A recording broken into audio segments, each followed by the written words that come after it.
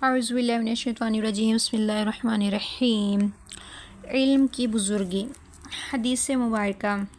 سب سے پہلے آیت مبارکہ اللہ تعالیٰ فرماتے ہیں یرفع اللہ الذین آمنوا منکم والذین اوتوا العلم درجات، یعنی اللہ تعالیٰ بلند کرتا ہے ان لوگوں کے رتبے جو تم میں سے ایمان لائے، یعنی ایمان کو کامل کیا، نیک اعمال اور شرح کی پابندی کر کے۔ قرآن و حدیث میں جہاں کہیں ایمان لانے کی بڑی بزرگی بیان ہوئی وہاں ایمان کامل مراد ہے۔ اب حدیث مبارکہ میں آتا ہے طلب العلم فریضۃ علی کل مسلم، یعنی علم کا طلب کرنا فرض ہے ہر مسلمان پر۔ اب مسلمان کے اندر چاہے وہ مرد ہو یا عورت دونوں داخل ہیں، اور فرض کا جو چھوڑنا ہوتا ہے نا وہ گناہ کبیرہ ہے۔ اور جاننا یہ چاہیے کہ جس کام کا کرنا بندے پر فرض ہے اس کام کے کرنے کا طریقہ بھی سیکھنا اس کے ذمے فرض ہے، اور جس کام کا کرنا مستحب ہے اس کا طریقہ سیکھنا بھی مستحب ہے۔ جب نماز فرض ہو گئی تو اس کے مسئلے سیکھنا بھی فرض، اسی طرح روزہ اگر فرض ہے تو اس کا بھی طریقہ کار سیکھنا فرض۔ جب انسان نوکری تجارت وغیرہ کرتا ہے تو نوکری تجارت وغیرہ کے متعلق بھی جو حکم ہے شریعت کے ان کا سیکھنا ان کے اوپر لازم ہے۔ بعض علم ایسے ہوتے ہیں کہ اگر تھوڑے سے ہوں، آدمی خواہ ایک یا دو جتنوں سے بھی کام چل جائے ان علوم کو حاصل کر لیں تو وہ ان لوگوں کے ذمے ان علوم کا طلب کرنا ضروری نہیں رہتا۔ تو حدیث مبارکہ میں آتا نبی علیہ الصلوۃ والسلام نے فرمایا کہ جس کے ساتھ اللہ تعالیٰ بھلائی چاہتا ہے اس کو دینی سمجھ عطا فرماتے ہیں، اور میں بانٹنے والا علم کا ہوں اور اللہ تعالیٰ دینے والے ہیں۔ اور حدیث مبارکہ میں آتا ہے جب آدمی مر جاتا ہے تو اس سے اس کا عمل منقطع ہو جاتا ہے، مگر 3 عمل جو ہیں وہ منقطع نہیں ہوتے۔ پہلا صدقہ جاریہ، جیسا کہ اس نے کوئی کنواں وقف کر دیا ہو، مسجد بنوا دی ہو اللہ کے واسطے، اور دوسرا ہے کہ علم کو اس سے لوگوں کو نفع پہنچے، مثلا تعلیم تصنیف ہے، مطلب اس کے علم سے لوگ نفع اٹھا رہے ہیں۔ تیسرا یہ کہ فرزند کے میت کے لیے دعائے خیر کرے، تو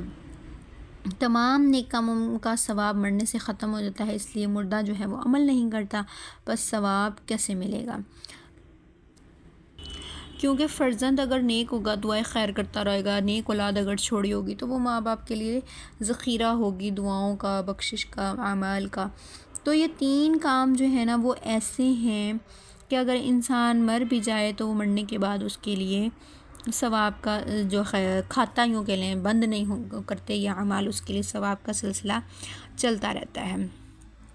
صدقہ جاریہ جو ہے چونکہ وہ مخلوق کا نفع اس میں ہوتا ہے اور علم کا نفع بھی اس میں ہوتا ہے، اور نیک اولاد جو ہے وہ دعائیں خیر والدین کے لیے کرتی رہتی ہے، تو عمل بھی مرنے کے بعد جو ہے یہ باقی رہتی ہیں۔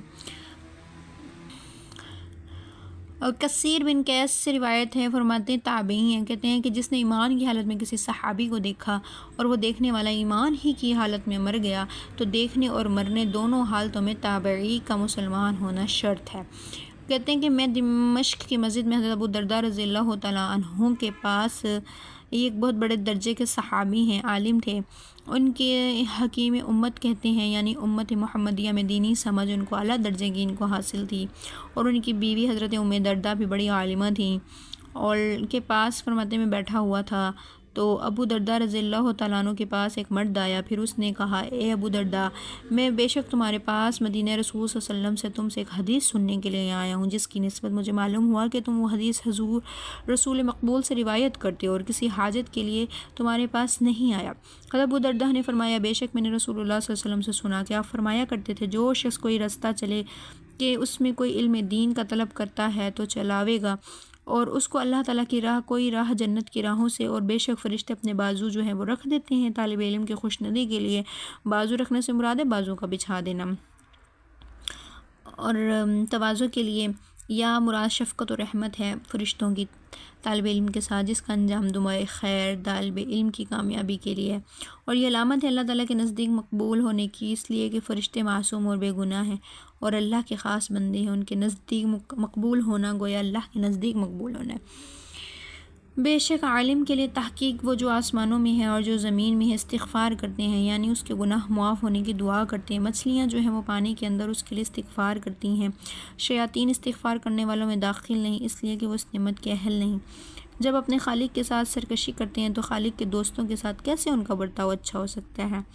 تو یہ ساری علم والے کی فضیلتیں ہیں جو علم حاصل کرنے کے لیے نکلتا ہے، کہ اس کے لیے دعائیں ہوتی ہیں۔